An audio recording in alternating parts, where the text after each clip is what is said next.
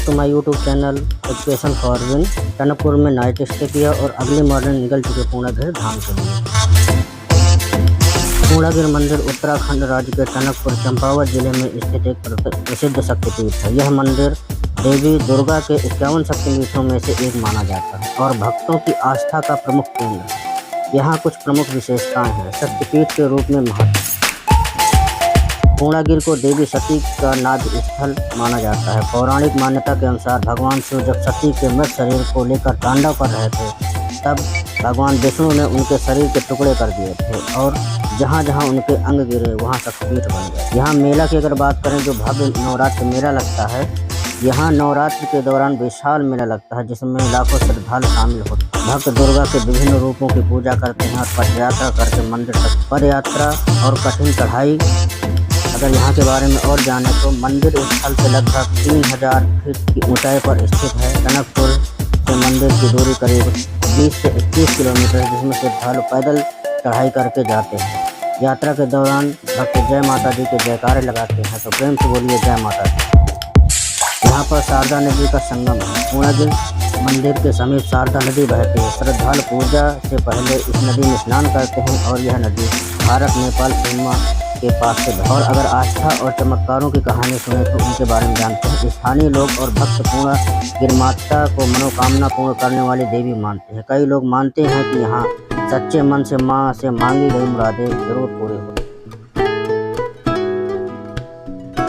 यहाँ पर पहुँचे कैसे? रेल मार्ग से यदि आप पाते हैं तो टनकपुर रेलवे स्टेशन सबसे नज़दीकी स्टेशन है। यह स्टेशन दिल्ली, लखनऊ और अन्य प्रमुख शहरों से जुड़ा है। स्टेशन से मंदिर की बेस लोकेशन तक वाहन मिल जाते हैं। सड़क मार्ग से यदि आप आते हैं तो टनकपुर तक उत्तराखंड परिवहन तथा निजी बसें आसानी से उपलब्ध हैं। टनकपुर से ठोली घाट तक वाहन से जाया जा सकता है। लगभग 15 किलोमीटर की दूरी है।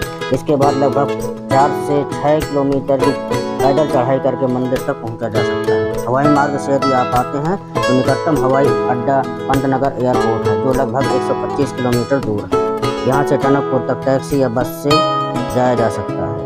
और अगर मौसम की जानकारी करें तो यहाँ पर उत्तम समय मार्च से जून और सितंबर से नवंबर सबसे अच्छा समय होता है। विशेष रूप से नवरात्र में यहाँ लाखों श्रद्धालु आते हैं। बचने योग्य समय मानसून जुलाई अगस्त में भारी बारिश और भूस्खलन की आशंका रहती है। सर्दियों में दिसंबर जनवरी में ठंड बहुत ज़्यादा होती है। ठहरने की अगर व्यवस्था की बात करें तो टनकपुर और ठोली घाट में धर्मशालाएं, होटल और लॉज उपलब्ध हैं। नवरात्र के दौरान बहुत भीड़ होती है, जिसमें अग्रिम बुकिंग करना अनिवार्य होता है। कुछ भक्त टेंट या खुले आसमान के नीचे भी रुकते हैं, खासकर पद यात्रा के लिए। यहाँ पूर्णागिरि मंदिर यात्रा के लिए आवश्यक होटल और धर्मशालाएं तथा पद यात्रा की जानकारी दी गई है। टनकपुर में ठहरने के लिए होटल। टनकपुर में विभिन्न बजट के अनुसार होटल उपलब्ध है।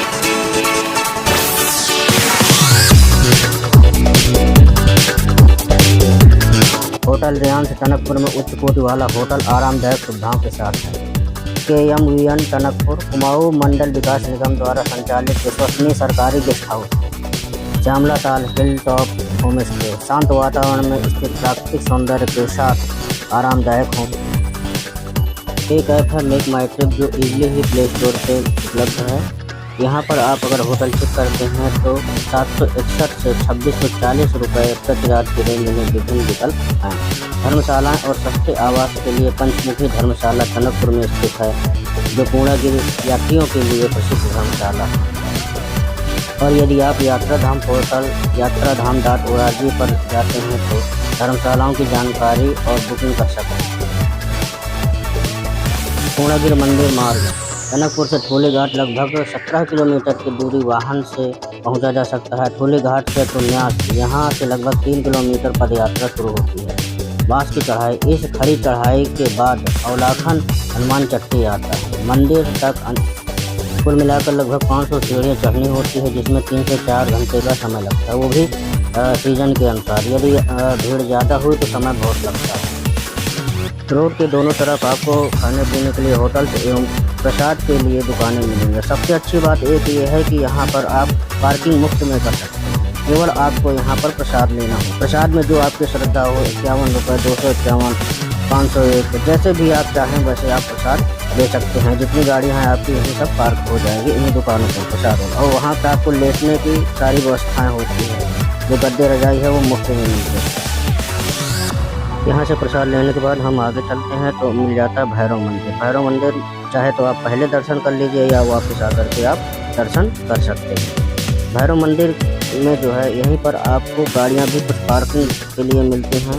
भैरव मंदिर में यहाँ पर आप प्रसाद चढ़ाइए और यहाँ से आगे आप रास्ता सफ़र तय करिए। आगे चलने पर हमें दोनों तरफ दुकानें प्रसाद की, खाने पीने के होटल से ये सारी चीज़ें मिल जाएगी। माता की चुनरी और मूर्तियाँ, प्रसाद।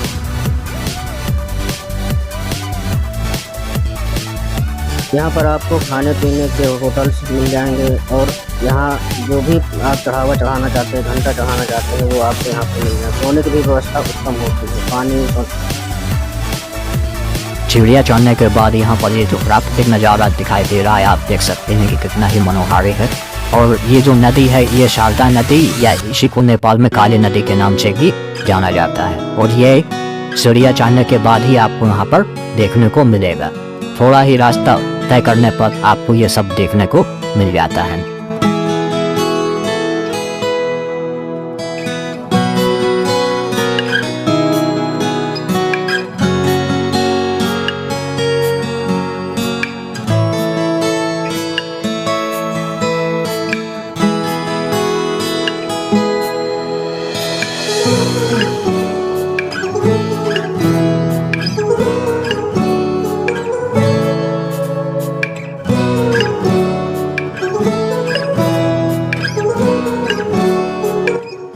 प्रयागराज से पूर्णागिरि की दूरी है 534 किलोमीटर और इसमें लगभग 10 घंटे लगते हैं कंटिन्यू। प्रयागराज से कानपुर, कानपुर से बरेली होते हुए पूर्णागिरि। माता पूर्णागिरि के दर्शन करने के बाद हम निकल जाते हैं जो बनबसा में डैम बना हुआ है उसको देखने। टनकपुर डैम, जिसे टनकपुर जल विद्युत परियोजना भी कहा जाता है, उत्तराखंड के चंपावत जिले में शारदा या महाकाली नदी पर स्थित एक महत्वपूर्ण रन ऑफ द रिवर जल विद्युत परियोजना है। इस परियोजना का उद्देश्य बिजली उत्पादन और सिंचाई सुविधा प्रदान करना। स्थान की अगर बात करें तो बनबसा, चंपावत जिला, उत्तराखंड। नदी शारदा नदी काली नदी है। स्थापना की बात करें तो 1992 में निर्माण पूर्ण और 1 अप्रैल 1993 से संचालन प्रारंभ हुआ था। अगर कुल क्षमता की बात करें तो 120 मेगावाट है, जिसमें 40 मेगावाट के 3 हैं। बैराज की लंबाई 380 मीटर है। पावर चैनल की बात करें तो 6.2 किलोमीटर लंबा है। पेन स्टॉक 68 मीटर लंबा है। Turbine 3x40 megawatt coupler turbine है। यह परियोजना भारत और नेपाल के बीच सहयोग का प्रतीक है। 1991 में हुए टनकपुर समझौते के तहत भारत ने नेपाल को 10 मिलियन यूनिट वार्षिक बिजली मुफ्त देने और सिंचाई के लिए पानी उपलब्ध कराने की प्रतिबद्धता जताई थी। बाद में 1996 में महाकाली संधि के तहत नेपाल को 70 मिलियन यूनिट वार्षिक बिजली मुफ्त में प्रदान करने का प्रावधान किया गया था। टनकपुर डैम के आसपास का क्षेत्र प्राकृतिक सुंदरता से भरपूर है। यह स्थान पक्षी प्रेमियों के लिए आकर्षक का केंद्र है। बनबसा डैम पार करने के बाद अब हम पहुंच जाते हैं नेपाल में। और नेपाल में पहुंचने पर यहाँ पर आपको दोनों तरफ शॉप और खाने पीने की सारी सुविधाएं उपलब्ध। डैम पहुंचने के बाद आप सिद्धपीठ पहुंचना चाहते हैं तो सबसे पहले डैम पार करने के लिए आपको बाइक वाले मिलेंगे और उन्हें 10 रुपये देना है।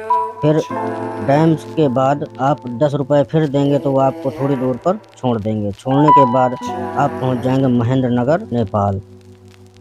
बनबसा के पास नेपाल में स्थित सिद्ध बाबा मंदिर एक प्रसिद्ध धार्मिक स्थल है जो विशेष रूप से उन श्रद्धालुओं के लिए महत्वपूर्ण माना जाता है जो उत्तराखंड के पूर्णागिरि मंदिर की यात्रा करते हैं। स्थान की अगर बात करें तो ब्रह्मदेव भीमदत्त नगरपालिका, कंचनपुर जिला, सुदूर पश्चिम नेपाल है। और बनबसा जो भारतीय सीमा है वो बनबसा है उत्तराखंड। पहुँचे कैसे? बनबसा या टनकपुर से नेपाल सीमा पार करके ब्रह्मदेव पहुंचा जा सकता है। सीमा पार करने के बाद बस या जीप से मंदिर तक तो नहीं पहुंच सकते, लेकिन डैम तक आप पहुंच सकते हैं।